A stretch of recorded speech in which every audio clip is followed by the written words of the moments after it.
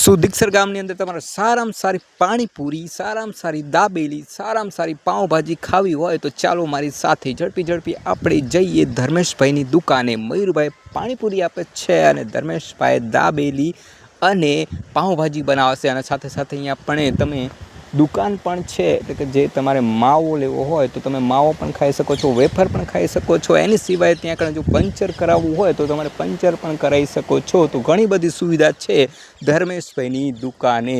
અને પાઉંભાજી તો તમને એક નંબર જોવા મળશે. અહીંયા જે પાઉંભાજી બનાવે છે ને એક નંબર બનાવે છે, દાબેલી પણ એક નંબર બનાવે છે, અને પાણીપુરીનો ટેસ્ટ તો કંઈક દુનિયાથી અલગ જ આવે છે. એટલે દુનિયા આટલા મિનિંગ્સ તમે આજુબાજુના જે ગુજરાતની અંદર ખાસ કરીને જે સિટીની અંદર તમે પાણીપુરી ખાઓ છો, એની સિવાય જે સુરેન્દ્રનગર જિલ્લાની અંદર પાણીપુરી ખાઓ છો, અહીંયા કણે ટેસ્ટ જુઓ.